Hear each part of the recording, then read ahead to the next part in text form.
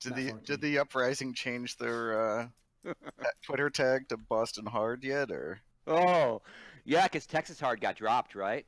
Outlaw changed their. Did you see that thing where the tribe. Patriots deleted an old tweet? Yes. Yeah. That tweet was amazing. I love it when a story has a happy ending. I know. Couldn't believe So it. good, wasn't it? Couldn't fucking believe it, Doug. Like that's one of those moments where, again, you just like the people writing the background lore of this simulation are just so fucking lazy. Put a bit of effort in, mate. Give us a believable backstory on this A one. little on the nose there, don't you think? I know. Yeah. Thing is, as well, like deleting it, you just Streisand the shit out of that immediately. We never heard about that effect. No. Barbara Watson him.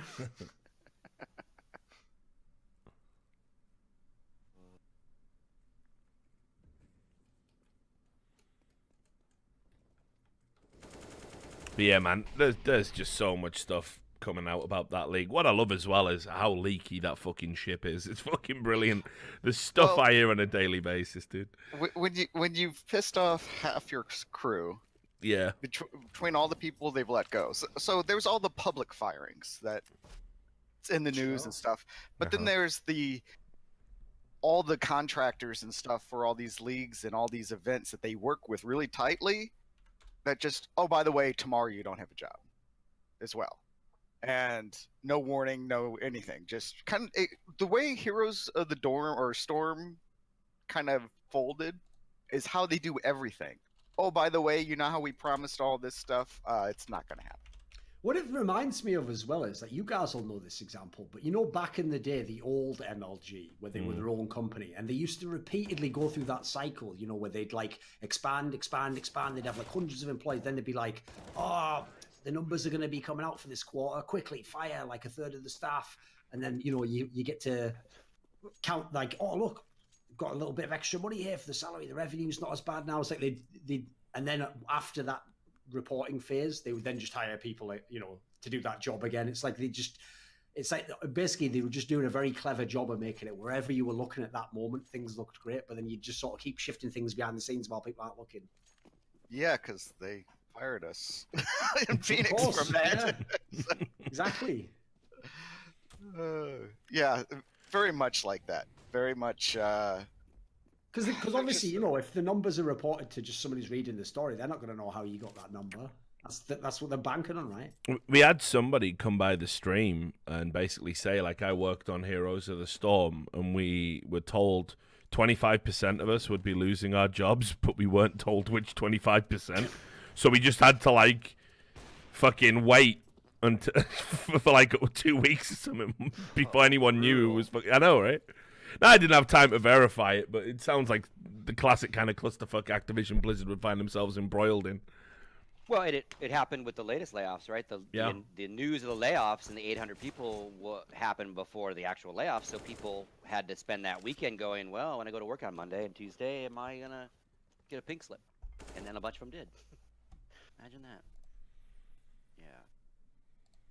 Yeah, they did from the biggest like, year ever.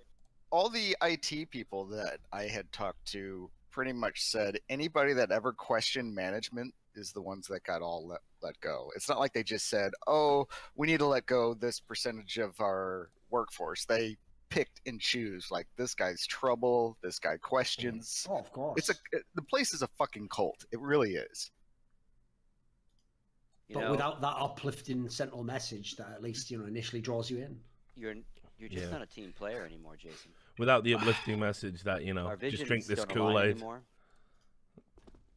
Yeah, go separate ways.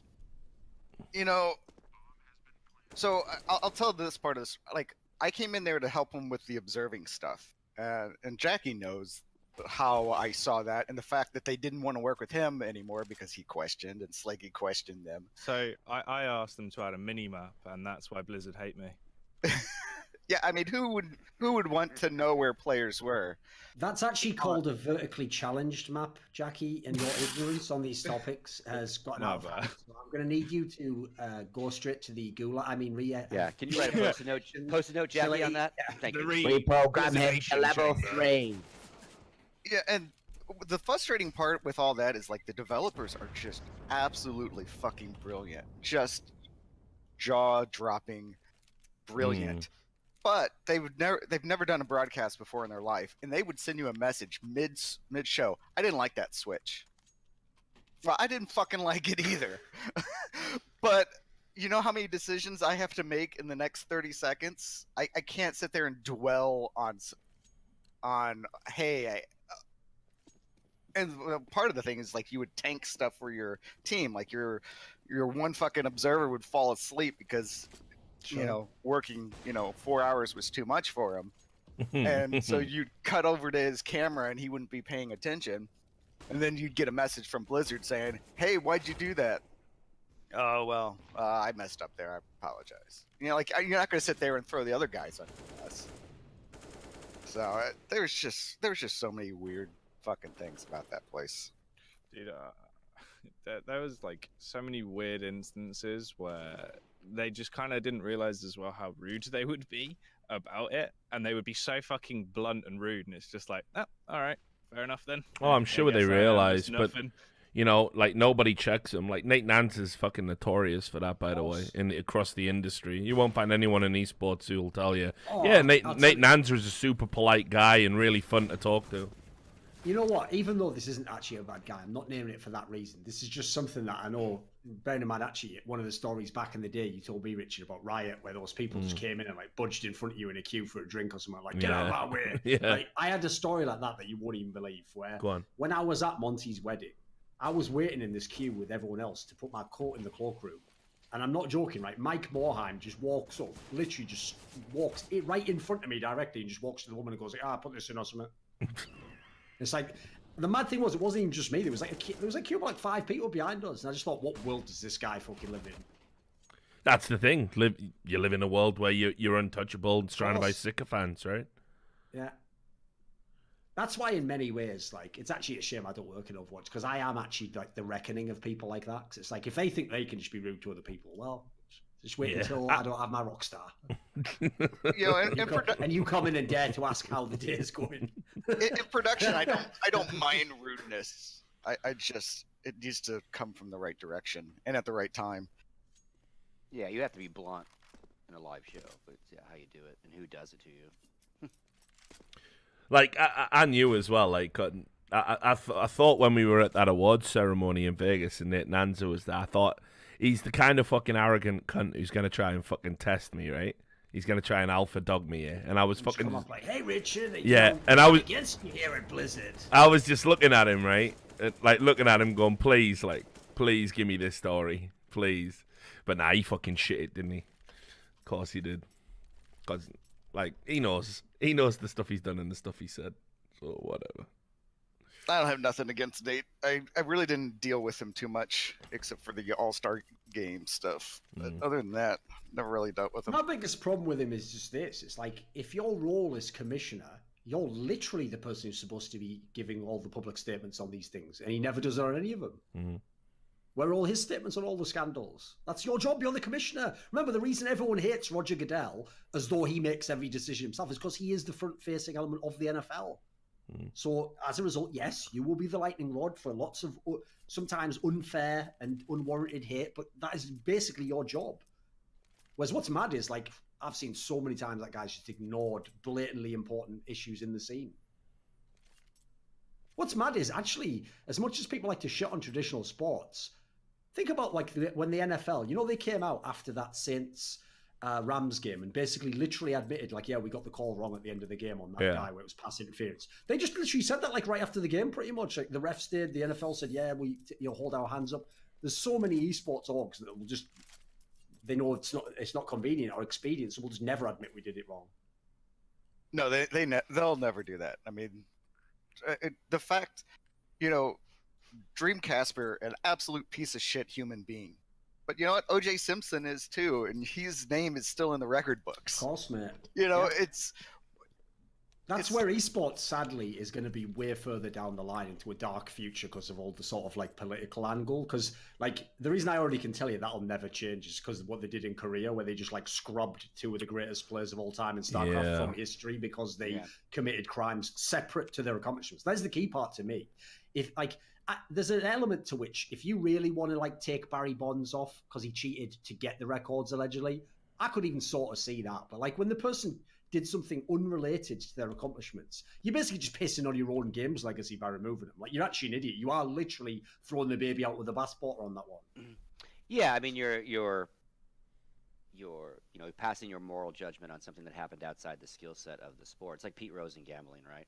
Well, especially because you could even spin it like, exactly because we acknowledge this guy was a great player, how much more unacceptable it was that he committed this crime or did something wrong, and so your young players don't think it can't happen to you, even if you're big. You can even spin it in like a vaguely positive manner in that sense, Like to set the example, yeah, use them as examples. Because the maddest thing is, if you go there, Scoots, it is straight 1984. Like, the best thing was when OGN had this sort of like Hall of Champions, and then for his plaque, there was a plaque, and it just had like nobody on it, and there's no name.